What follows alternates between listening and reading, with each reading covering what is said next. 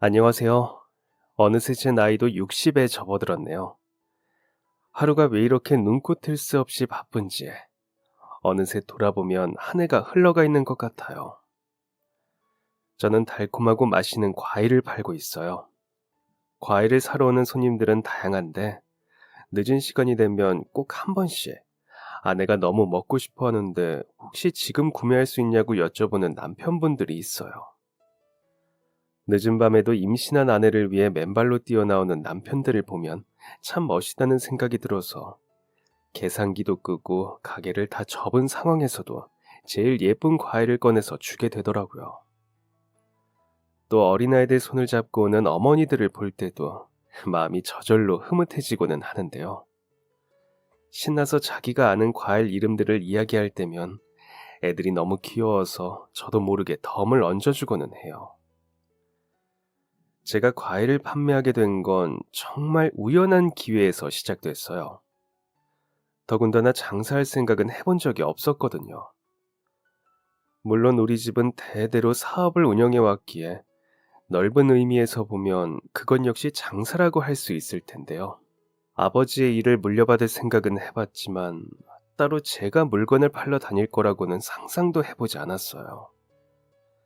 저는 어린 시절 굉장히 여유롭게 살았어요.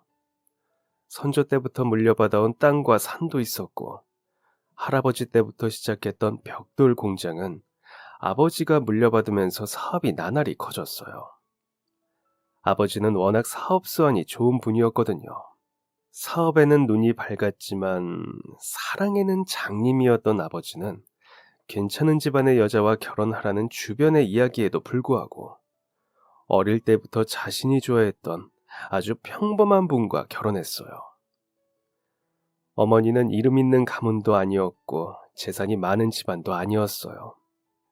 주변에서는 사업에 도움이 되는 사람을 만나야 한다며 말렸죠. 혹시나 나중에 사업이 힘들어지면 친정의 도움이라도 받아야 하지 않겠냐고 어머니와의 결혼을 말리기도 했어요. 하지만 아버지는 그런 것에 흔들리는 분이 아니었어요. 성격이 굉장히 고든 분이라서 자신이 옳다고 하는 일은 끝까지 밀고 가는 분이었거든요.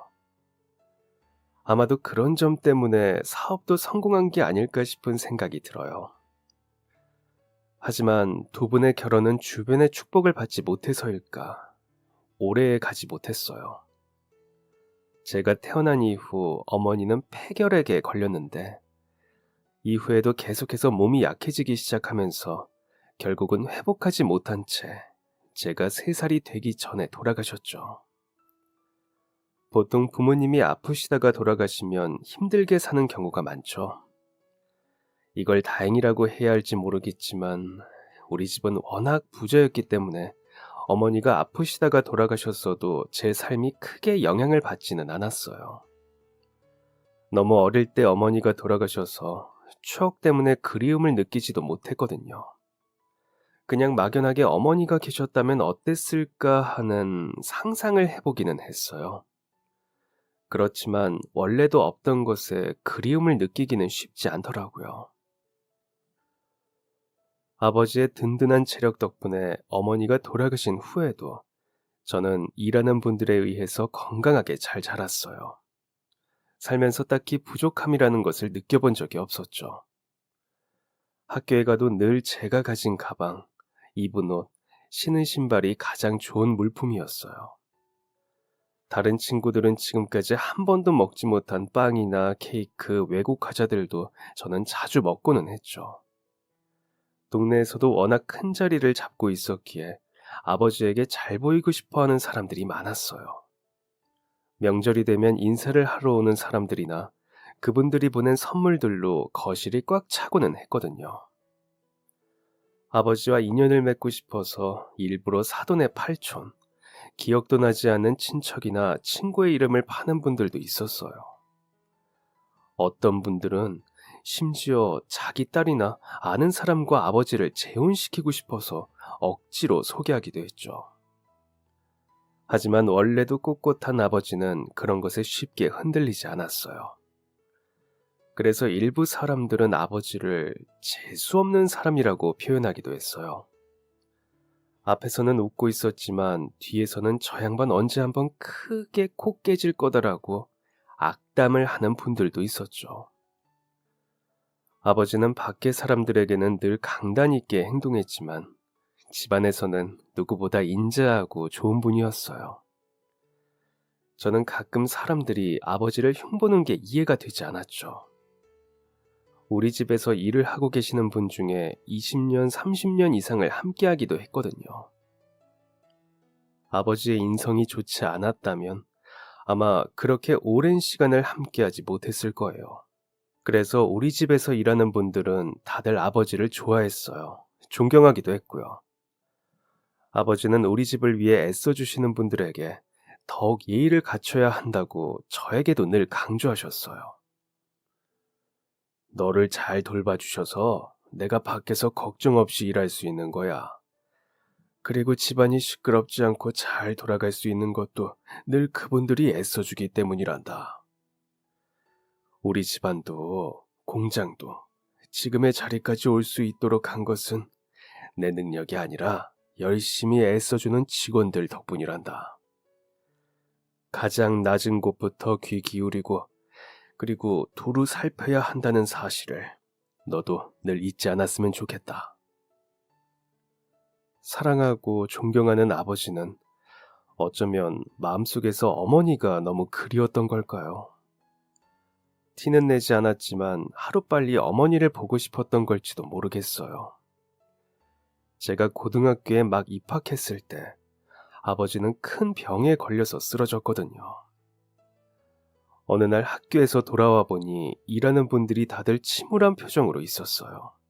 다들 말을 아끼는 눈치였는데 아버지의 방에서 왕진원 의사 선생님이 심각한 표정으로 나오더라고요. 제 얼굴을 한번 보더니 들어가 보라는 이야기만을 남긴 채로 선생님은 집을 나섰어요. 아버지의 방에 들어가려고 문고리에 손을 가져갔다가 저도 모르게 멈칫하고 말았어요. 왠지 이 문을 여는 순간 제 인생이 두 번 다시 이전으로 돌아갈 수 없을 것 같은 기분이 들더라고요. 저 방 안에 어떤 진실이 있는지 마주하고 싶지 않았죠. 그래서 방에 들어가지 않고 그대로 몸을 돌려서 집을 나섰어요. 어디로 갈 생각도 없이 그냥 앞을 향해서 무작정 달려나갔어요. 그리고 정신을 차려보니 저도 모르게 어머니 무덤 앞에 와 있더라고요. 저는 무덤에 기대에 앉았어요. 어느새 해가 저물어 가고 있었죠. 더 어두워지면 산을 내려가는 게 힘들어질 텐데라는 생각이 들기는 했지만 다리에 힘이 들어가지 않았어요. 도저히 집으로 돌아갈 자신이 없었죠. 그런데 그때 근처에서 인기척이 들렸어요. 도련님! 우리 집에 일하던 직원이었죠. 저랑 동갑인 그 여자아이는 초등학생 어린 나이에 자기 부모님이 진 빚을 갚기 위해서 우리 집으로 오게 되었어요. 아버지 공장에서 일하면서 노름 때문에 가부를 잔뜩 받고는 도저히 갚을 수가 없다며 그 집에서 자기 자식이라도 일하게 해달라고 했다고 해요. 아버지는 어린아이가 집안에서 그런 취급받는 게 가여워서 거두기로 했죠. 그 부모에게는 말하지 않았지만 몰래 월급도 주었어요. 부모님에게 절대 말하지 말고 꼭 돈 모아서 나중에 공부도 하고 자신을 위해서 쓰라고 당부하면서요. 하지만 이후 그의 부모님은 소식이 끊어졌어요. 어느 날 밤 자기 딸도 데려가지 않고 도망쳤다고 하더라고요. 아버지는 그 후로도 계속 그 애를 우리 집에 일하도록 해주었죠. 그래서인지 그 아이는 저희 아버지를 엄청나게 잘 따랐어요. 집안일도 열심히 하고 성실하고 또 저에게도 무척이나 잘해주었죠.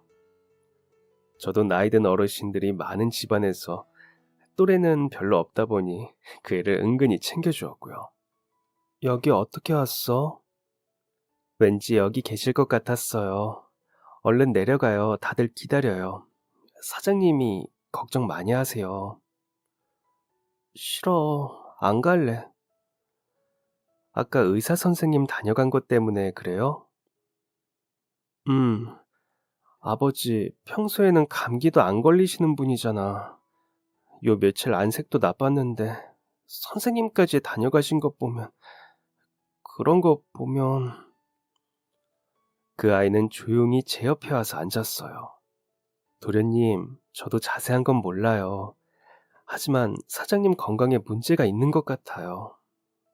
그런데 만약 사장님 건강이 좋지 않으신 거라면 조금이라도 빨리 아는 게 낫지 않겠어요? 혹시나 마음의 준비가 필요하거나 시간이 얼마 남지 않았다면 더더욱이요. 이렇게 소식이 늦어지면 늦어질수록 함께 할 수 있는 시간은 더 줄어들잖아요. 그러니까 앞으로 남은 시간이 별로 없다면 조금이라도 빨리 몇 분이라도 더 사장님과 함께 하는 게 좋지 않겠어요? 그리고 아직 어떤 일인지 듣지 못했잖아요. 아버지에게 직접 들을 기회가 있을 때 어서 가서 들어보세요. 맞아. 듣고 보니 네 말이 맞아. 내가 생각이 짧았네.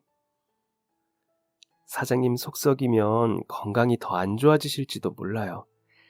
그러니까 걱정 그만 시키고 우리 얼른 가요. 저는 그 아이의 격려와 위로에 엉덩이를 털고 일어났어요. 그 친구는 학교도 다니지 않고 우리 집에서 일만 했는데 어떻게 이렇게 속이 깊고 똑똑할까 생각이 들었죠. 그리고 그 애를 따라 산길을 내려가면서 아버지가 어떤 말씀을 하실까 이런저런 상상을 해봤어요. 아버지의 자랑스러운 아들로서 어떤 이야기를 하시던 남자답게 현실을 마주하자 결심하면서요. 또 그 아이 말처럼 아버지와 남은 시간이 얼마 없다면 1분 1초라도 더 함께하는 게 좋을 것 같았죠. 왔니? 아버지, 죄송해요. 정말 죄송해요. 순간 너무 무서워서 그만 도망쳤어요. 네 엄마가 아프다는 것을 처음 알았을 때 나도 그랬단다. 자리를 지키곤 있었지만 마음속으로는 무작정 도망치고 싶었어. 그때 나는 차마 그 자리를 피할 용기조차 없어서 발에 못이라도 박힌 것처럼 서 있었지. 그러니 네 마음 이해한다. 지금도 아마 마음의 준비가 되지는 않았을 거야. 나 역시도 너에게 아직 소식을 전할 마음의 준비가 되지 않았지만 우리에게 시간이 얼마나 남았을지 모르니 어쩔 수가 없구나. 너희 엄마 떠나고 시작한 담배가 아버지에게는 너무 무리였나 보다. 배가 까맣게 다 타버렸다고. 얼마 전 병원에서 검사 받았더니 나한테 그러더구나. 치료가 쉽지 않을 거라고 해서 지금 치료하는 것보다는 남은 시간을 어떻게 보낼지가 중요하다고 하니. 미안하다. 자식을 챙기기 위해서 부모로서 건강관리도 중요했던 건데 이 아버지가 제 역할을 못했으니 너희 엄마 볼 낯도 없다. 아직 네가 어려서 아버지 사업은 주변 친척들이랑 어떻게 할지 의논할 생각이야. 대신 네가 성인이 되면 다시 돌려받을 수 있도록 이야기해 볼 생각이다. 혹시나 내가 네가 어른이 될 때까지 버티지 못할 수도 있으니까. 그 후로 아버지는 천천히 재산을 정리하기 시작했어요. 어머니 쪽은 살아계신 분들이 없어서 저를 맡길 곳이 없었고 아버지에게도 가까운 친척이 없었거든요. 그동안 왕래가 별로 없던 친척분들까지 찾아서 이야기를 나누었고 돌아가시기 전까지 우리 집에 많은 분들이 드나들었어요. 산과 땅은 집안에서 대대로 물려받은 것이라 친척들이 넘기기로 했어요. 그리고 공장은 제가 성인이 된 후 일을 배우면서 경영권을 넘겨받기로 했죠. 그 전까지는 저를 맡아줄 친척분이 운영하기로 했고 고등학교를 졸업한 후 본격적으로 저에게 일을 가르치기로 했어요. 사실 이 모든 과정은 아버지에게 대략적으로만 들은 이야기예요.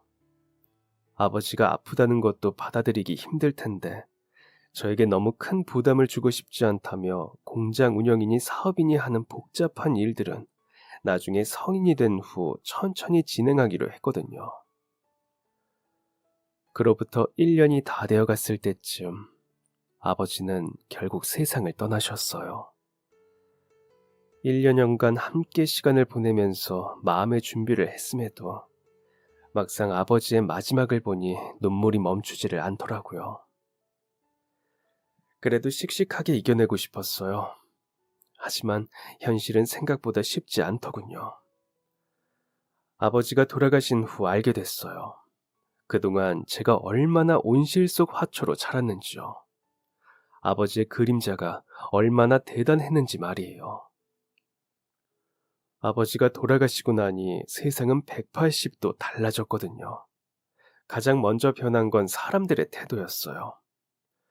그동안 부잣집 도련님으로 어디를 가나 대우를 받던 저는 하루아침에 그냥 고아가 되었죠.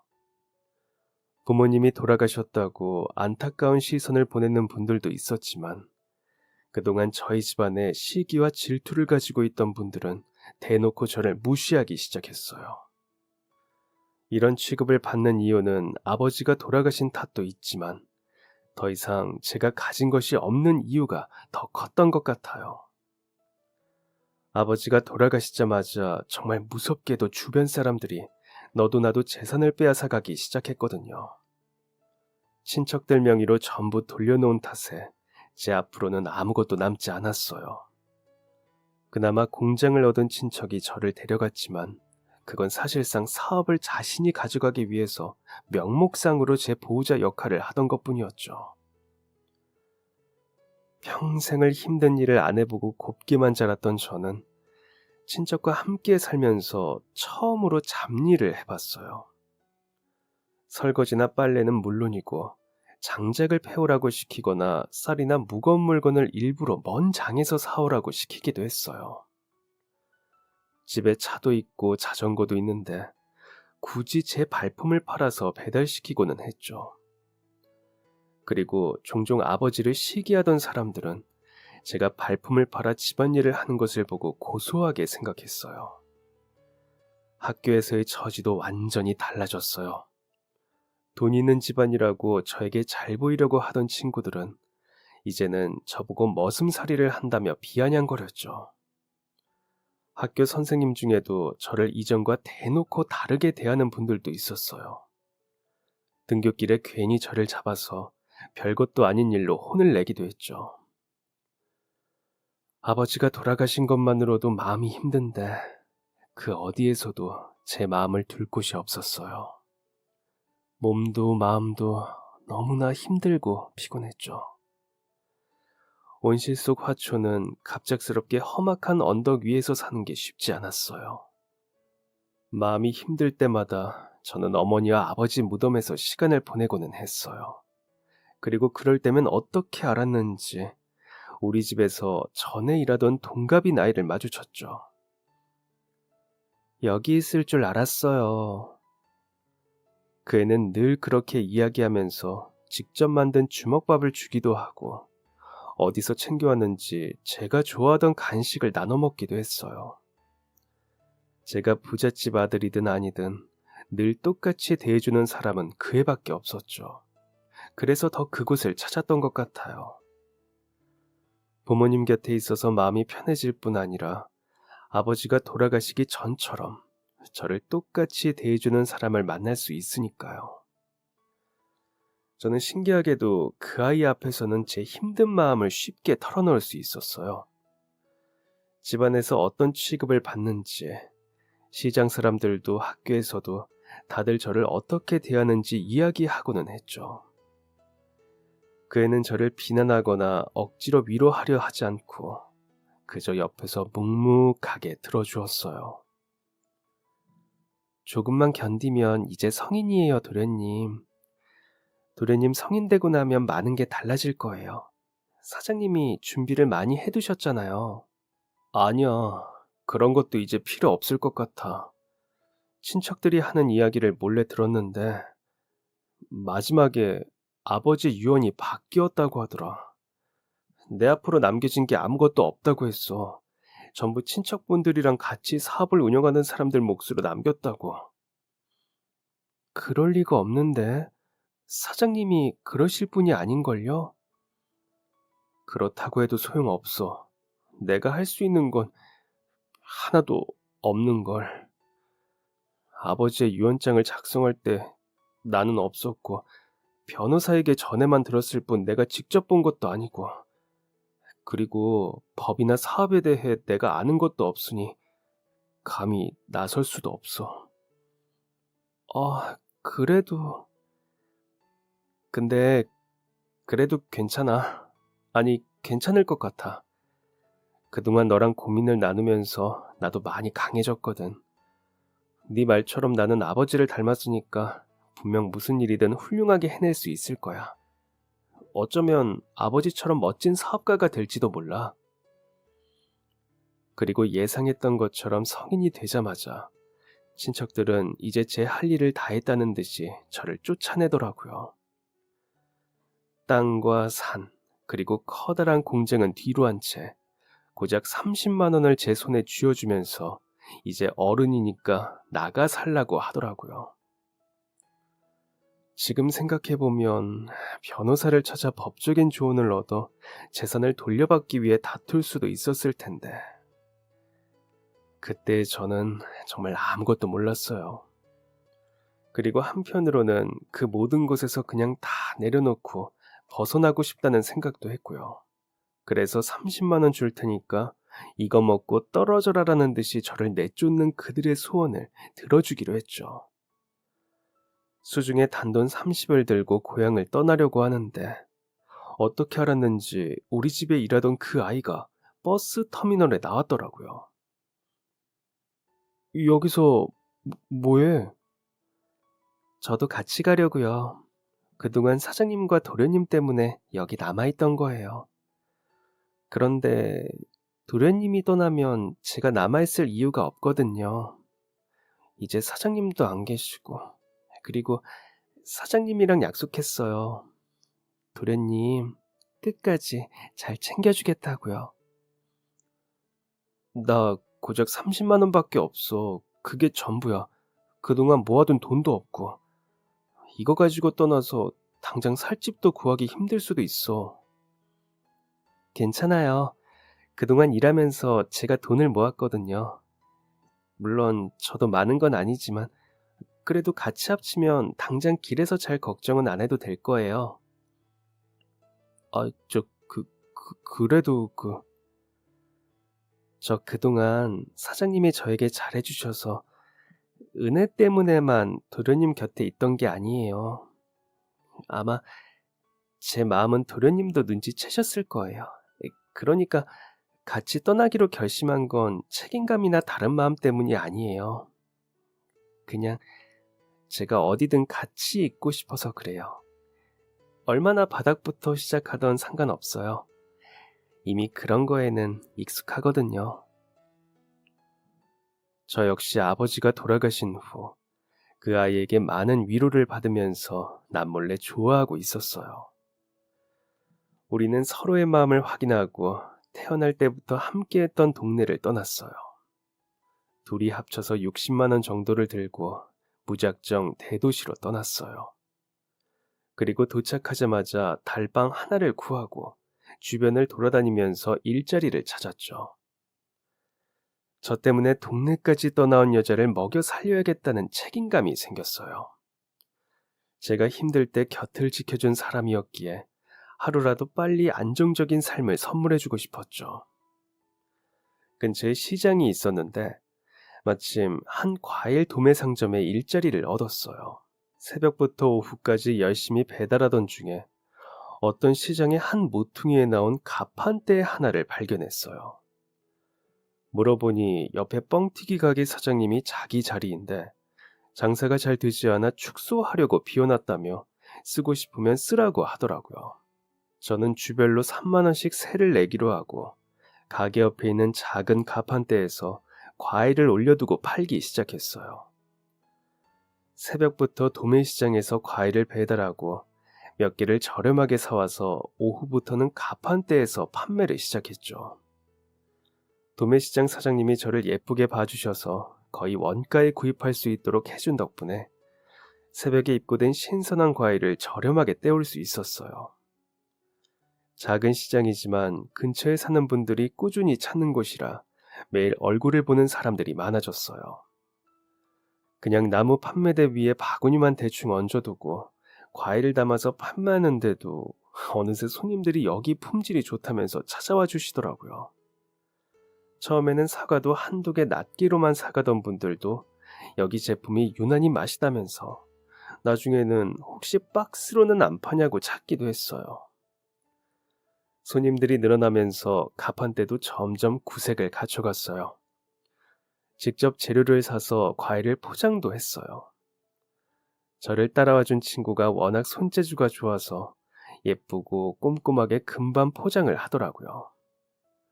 손재주가 좋은 친구라 사과를 사탕 모양으로도 포장도 하고 귤이나 감도 줄줄이 끼워서 싸기도 했어요.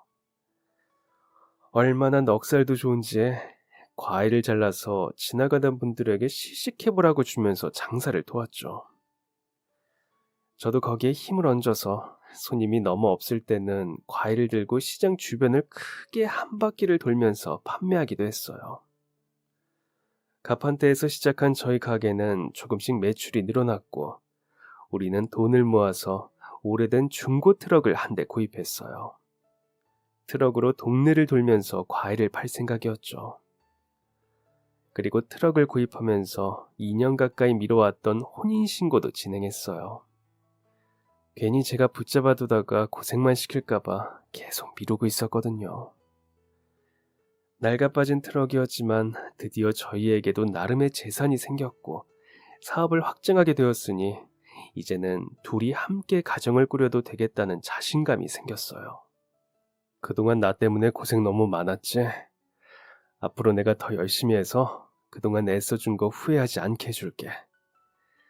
지금 당장은 손에 물 한 방울 안 묻히겠다고 약속 못하지만 언젠가는 꼭 그렇게 해줄 거야. 약속할게. 제대로 된 집 한 채, 다이아몬드 반지도 없이 했던 프로포즈였지만 그녀는 받아주었어요. 그리고 제가 한 말도 진심이었어요. 열심히 노력해서 힘들 때 내내 제 곁을 지킨 그녀를 세상 누구보다 행복하게 해주고 싶었거든요. 그러기 위해서 더 열심히 노력했어요. 일찍 도매시장에서 과일을 가져다가 트럭에 잔뜩 싣고 하루 종일 동네를 옮겨다니면서 목청이 터져라 외쳤어요. 언젠가부터는 이게 내 목소리가 맞나 싶을 정도로 쉰 소리가 났지만 하루빨리 돈을 많이 벌고 싶었어요. 언젠가는 내 가게를 마련해서 자리를 잡고 싶었거든요. 품질 좋은 과일을 저렴하게 때우기 위해서 이른 새벽잠을 포기하는 것도 힘들지 않았어요. 저에게는 지키고 싶은 사랑하는 사람과 이루고 싶은 꿈이 있었으니까요. 가판대에서 시작한 과일 판매에 트럭 장사까지 도합 10년을 꼬박 열심히 돈을 모은 덕분에 드디어 가게를 얻을 수 있을 정도가 되었어요. 다만 저희 사이에 아이는 없었는데 두 사람만으로 충분했어요. 아이를 키우면서 얻는 행복도 물론 있겠지만 없어도 저희 둘이 오붓하게 삶을 살아가고 있었죠.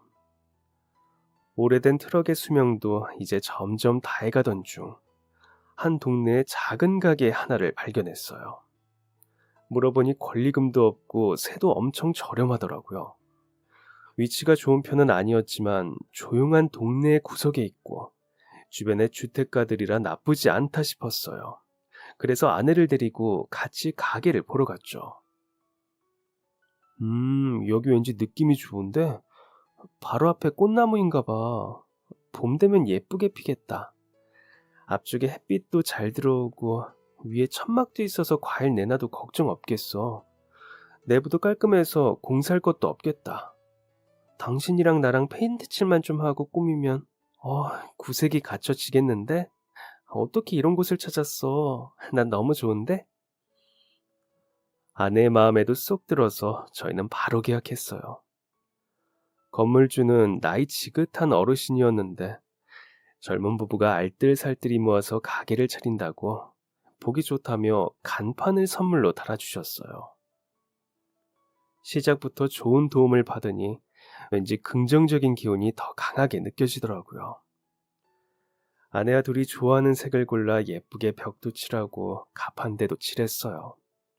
아내는 손재주가 좋아 그 앞에 귀여운 그림도 그리더라고요. 과일 가게가 들어온다는 소식에 주변에서도 관심을 많이 보였어요. 전체적으로 새가 저렴한 동네라서 이제 막 결혼하거나 아이를 낳은 신혼부부들도 많았거든요.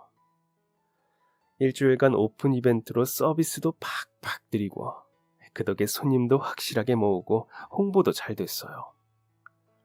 이벤트 이후에도 동네 손님들을 사로잡기 위해서 작은 서비스라도 알뜰하게 챙겨드렸죠. 덕분에 장사를 시작할 때 잘할 수 있을까 싶었던 걱정이 크게 줄었어요. 가게는 나날이 매출이 좋아졌어요. 뒤쪽에 오래된 주택가를 허물고 아파트 단지가 들어오면서 더 잘 되기 시작했죠. 과일 가게를 차린 지도 어느새 3년 정도가 되었을 때쯤 앞쪽에 자꾸 어떤 할머니가 눈에 띄었어요. 저희가 과일을 진열하고 박스를 내놓으면 항상 오셨는데 폐지를 주워서 파시는 것 같더라고요. 그런데 할머니는 아이를 등에 업고 있었어요. 이제 막 2살이나 되었을까 싶은 작은 아기를 등에 업고는 구부정한 허리로 폐지를 주우며 다니시는데 자꾸 마음이 쓰이더라고요. 그래서 어느 날 아이들이 좋아하는 사과 몇 개를 챙겨서 가져다 드렸어요. 할머니 많이 힘드시죠? 이것 좀 드시면서 하세요. 오늘 사과가 아주 좋아요. 아이고, 아이고 미안해요 젊은 총각. 나 이거 살 돈 없어요. 아니요. 판매하는 거 아니고 서비스로 드리는 거예요. 매일 폐지 줍느라 고되게 보이셔서 제가 드리고 싶어서요. 아이고, 아니에요. 여기서 나오는 폐지 돈 벌려고 주워가는 건데 이런 것까지 공짜로 못 받아요. 저희 앞에 폐지 빨리 치워주시면 더 좋죠. 아이 등에 업고 힘드실 텐데 괜찮으시면 가져가세요. 할머니가 다시 거절하려고 하셨는데 등에 엎여있던 아기가 사과를 보더니 먹고 싶었나 봐요. 손을 뻗으면서 제 손에 들려있던 걸 달라고 사과라는 단어를 외치더라고요. 빨갛게 익은 탐스러운 사과에 눈을 떼지 못하면서 계속 팔을 뻗으면서 손을 젬젬 쥐면서 달라는 행동을 했어요. 얼른 가게 안으로 들어가서 한 조각 잘라서 손에 쥐어주니까 너무 맛있게 먹더라고요. 할머니도 그 모습을 보고는 더 이상 거절할 수가 없으셨는지 민망하게 웃으시면서 감사하다고 잘 먹겠다고 하면서 가져가셨어요. 그리고 그 후로 저희 부부는 할머니가 보일 때마다 과일을 한 봉지씩 드렸어요. 사과가 늘 있다 보니 가장 많이 드렸고 수박은 자르기 힘드실 것 같아 잘라서 통에 담아드리기도 했어요. 망고나 멜론 같은 과일은 단가가 나가기도 했지만 달콤한 맛에 아이가 좋아할 것 같은 생각에 아깝다는 생각을 하지 않고 잘라드렸죠. 저희가 과일을 챙겨드릴 때면 할머니는 늘 죄송한 마음에 고개를 숙이셨는데 아이가 너무 맛있게 받아먹는 모습을 보니 차마 거절하기 어려우신 듯 했어요. 미안한 마음 때문인지 과일을 잘라서 드리면 그 통을 깨끗이 씻어서 떡을 담아오기도 하고 가끔 옥수수를 쪄서 가져다 주기도 하더라고요. 때론 알밤이랑 고구마를 직접 쪄서 가져다 주기도 하셨는데 노릇하게 익은 노란 속살에서 할머니의 애정이 느껴졌어요. 저희는 그렇게 과일과 이런저런 음식들을 주고받으면서 지냈어요. 그렇게 2년 정도를 꼬박 지내다 보니 어느새 할머니가 보이지 않으면 동네를 찾아서 돌아다닐 정도였죠. 2살짜리 꼬맹이가 조금씩 자라는 모습을 보는 것도 즐거웠어요. 아이들을 좋아하지만 자녀가 없던 저희 부부에게는 성장 과정을 보는 게 나름의 재미였죠. 그런데 어느 날 할머니와 아기가 보이지 않았어요. 혹시 무슨 일이 있나 싶어서 동네를 돌아다니면서 찾았는데 보이지 않더라고요. 다음 날이 되어도 또 그 후에도 할머니와 아기는 보이지 않았어요. 매일 동네를 한 바퀴씩 돌면서 두 사람을 기다렸지만 만날 수 없었어요. 소식을 아는 사람도 없어서 답답한 마음이었지만 아이의 부모님이 돌아왔다던가 하는 좋은 일로 동네를 떠난 게 아닐까 하는 상상을 하며 아내와 애써 긍정적으로 생각하기로 했죠. 주변의 낡은 주택들이 아파트로 바뀌는 것을 보면서 저희 가게도 함께 나이가 들어갔어요. 시간이 지나면서도 동네는 크게 변화를 했지만 저희 가게는 늘 좋은 품질과 저렴한 가격을 유지했죠. 그리고 그 보답을 해주듯이 손님들도 꾸준히 가게를 찾아주었어요. 주변의 아파트도 들어서고 상권이 발달하면서 손님들은 이전보다 늘어갔죠. 자연스럽게 매출도 늘어갔고 손에 물 한 방울 안 묻히게 해주겠다는 약속은 여전히 지킬 수 없었지만 그래도 아내와 둘이 작은 주택 하나를 대출을 끼고 내 집 마련을 했어요. 거의 빈손으로 시작한 거나 다름없었는데 어느새 도시에서 내 집 마련까지 할 만큼 저희 둘은 큰 성장을 이루었죠. 작지만 우리 이름으로 된 가게와 집만으로도 저희 부부는 성공한 기분이었어요. 뱃속에 있던 아이가 태어나고 걷고 학교를 가고 그리고 졸업을 하는 모든 과정을 지켜보면서 저희 부부는 한자리에서 과일을 계속 팔았어요. 태어나기도 전부터 봤던 아이들이 어느새 군대를 간다는 소식을 들으면 와, 시간이 이렇게나 빨리 흘렀구나 싶더라고요. 20년을 한자리에서 운영하다 보니 추억도 참 많았어요. 그리고 어느 날 20대 초반으로 보이는 건장한 사내가 어르신과 함께 비싸 보이는 검은 외제차에서 내리더니 가게로 들어왔어요. 안녕하세요. 오래 걸렸네요. 저 은혜 갚으러 왔어요. 청년은 씩씩하게 인사를 했는데 저희 부부는 한참을 들여다봐도 누구인지 모르겠더라고요. 옆에 계신 어르신도 전혀 모르는 분이었어요. 게다가 은혜를 갚으러 왔더니 무슨 소린가 싶어서 어리둥절한 표정으로 두 사람을 바라보고 있었어요. 그랬더니 청년이 갑자기 유쾌하게 웃음을 터뜨렸죠. 너무 커서 이제 못 알아보시겠죠? 사실 저도 너무 어릴 때라 두 분이 기억나지 않아요. 네? 저희를 아세요? 죄송해요. 웬만한 손님들은 다 기억하는 편인데 전혀 모르겠어요. 청년은 성큼성큼 걸어오더니 저에게 사진 몇 장을 보여주었어요. 거기에는 저희가 오래전 매일 과일을 드리던 할머니 모습이 담겨 있더라고요. 어린아기와 함께 있는 모습도요. 할머니 얼굴은 기억이 조금 흐릿해지기는 했지만 늘 하고 다니던 직접 만드셨다는 포대기는 한 번에 알아볼 수 있었어요. 너무 많이 커서 몰라보겠죠? 그 아기가 저예요. 옆에 분은 저희 친할머니고요. 이분은 기억나세요? 20년 전이라 기억하지 못하시면 어쩌나 했는데. 이 포대기가 기억나요. 할머님이 직접 재봉해서 만드셨다고 했거든요. 집에 남는 이불을 잘라서 만드셨다고 해서 무늬가 특이했던 게 기억이 남아요. 맞아요. 할머니가 직접 만드신 포대기라서 아직도 가지고 있어요. 기억하셔서 다행이에요. 와, 그 아기가 이렇게 자랐다고요? 마지막 기억에도 정말 작았는데 과일 이름도 제대로 발음 못하는 엄청 어린아이였는데 그때 엎여 있을 때가 2살이었으니까 그렇게 기억하실 만해요. 제가 이 동네를 떠난 게 4살쯤이니까 그때까지도 엄청 어린아이였죠. 사실 그래서 전 사장님들에 대한 기억이 없어요. 제가 과일을 좋아해서 매일 주셨다고 하는데 죄송하게도 그 기억도 잘 나지 않아요. 아유, 죄송은요. 무슨 너무 어려서 기억 못할 수도 있죠. 아, 그런데 할머니는? 할머니는 사실 그것 때문에 왔어요. 할머니가 오랫동안 아프시다가 얼마 전에 세상을 떠나셨거든요.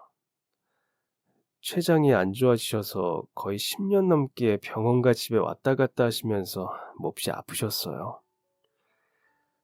종종 과일 가게 이야기를 하면서 돌아가시기 전에 꼭 한번 찾아가 보고 싶다고 하셨는데 결국 병상에서 일어나지 못하시고 세상을 떠나셨어요.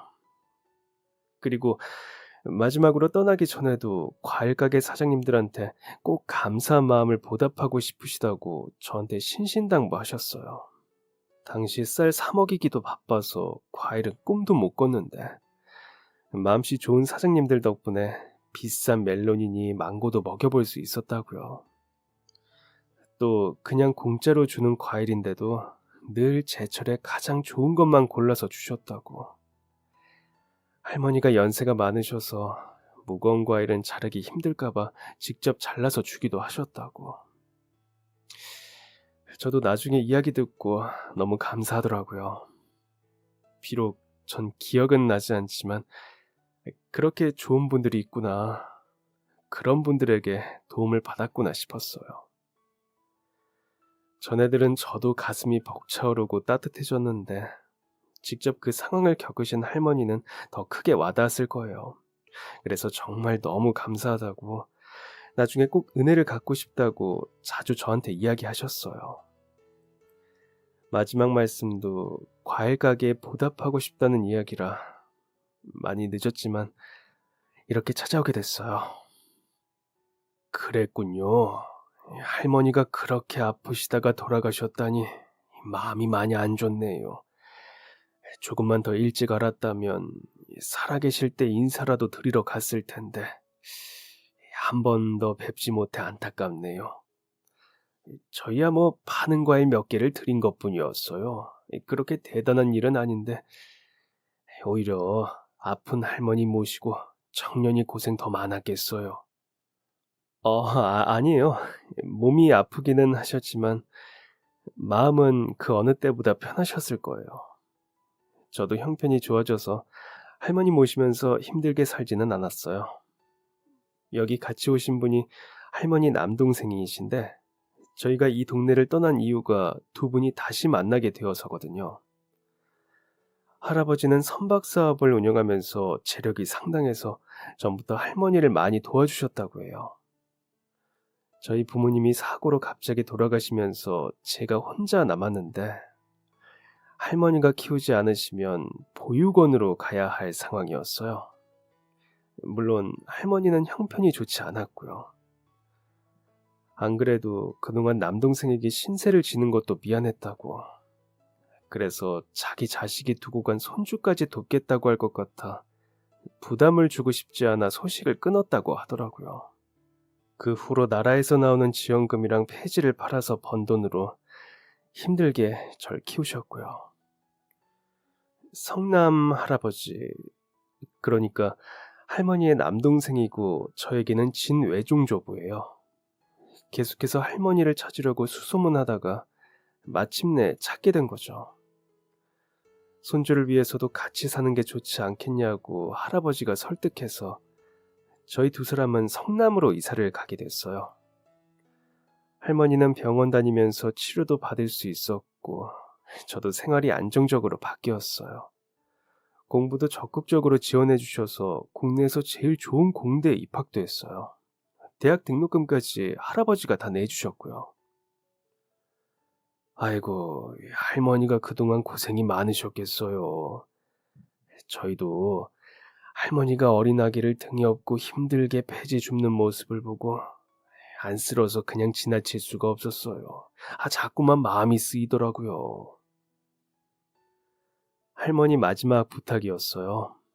자기가 직접 보답하고 싶었는데 그럴 수 없을 것 같다고 꼭 제가 대신 보답해달라고요. 아유, 아니에요. 그동안 저희도 할머니에게 옥수수도 받고 고구마랑 밤도 얻어먹었는걸요.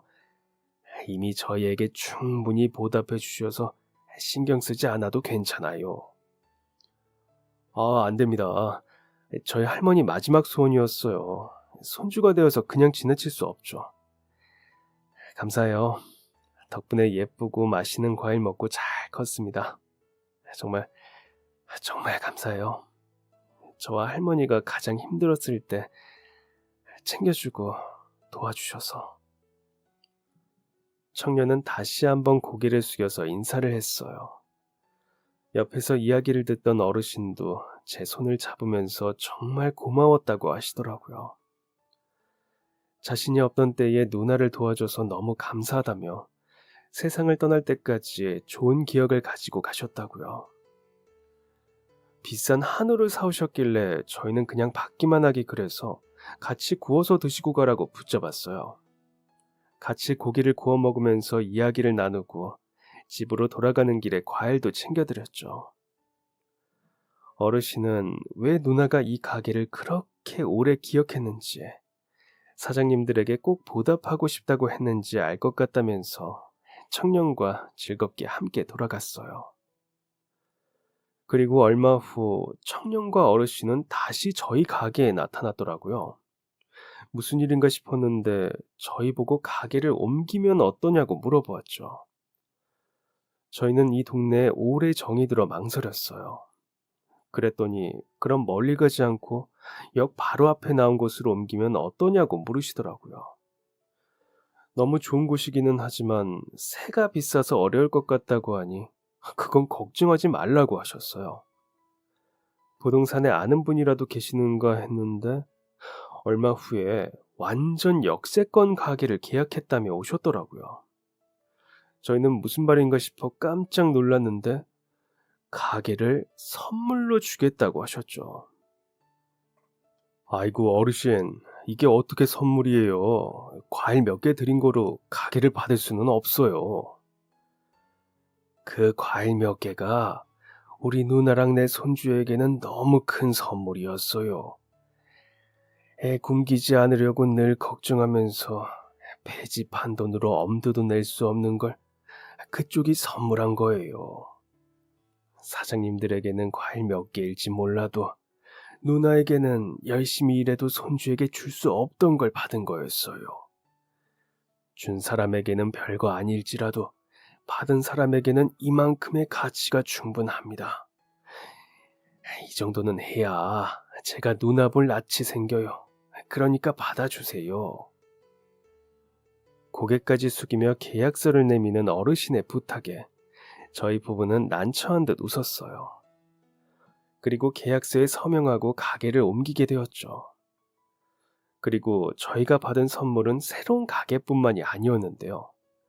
더 좋은 위치로 옮기면서 매출도 훨씬 좋아졌는데 팔자에 없던 아들과 손주들까지 생겼거든요. 가게를 옮긴 것으로 보답했으니 그 이후는 기대하지 않았는데 청년은 꾸준히 저희 부부를 찾았어요. 주말이라고 그냥 왔다며 일손을 돕기도 하고 방학이라 들렸다고 입대 후에도 휴가라며 종종 찾아왔어요. 저희도 고마워 졸업식에도 과일을 싸들고 가고 군대 면회도 종종 갔죠. 또 취업하고서도 축하턱을 낸다며 왔더라고요. 그러다 보니 어느새 졸업식부터 입대, 저녁, 입사 축하에 결혼식까지 참석하게 되었는데요. 자식이 없는 저희 두 사람에게는 은근히 아들 노릇을 해주더라고요. 여자친구에게도 자신에게 부모님 같은 분들이라며 소개하더니 결혼식까지 초대할 줄은 생각도 못했어요. 그리고 지금까지도 저희 인연은 이어지고 있는데요. 그 친구와 결혼한 여자분도 저희를 아버지, 어머니라고 부르면서 찾아오고는 해요.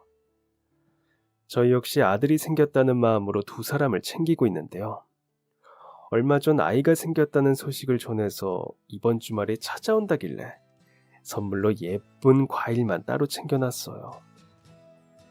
동네에서 폐지를 줍던 어르신을 도운 덕분에 저희 부부는 평생 갖지 못했던 자식도 생기고 좋은 가게까지 얻을 수 있었는데요.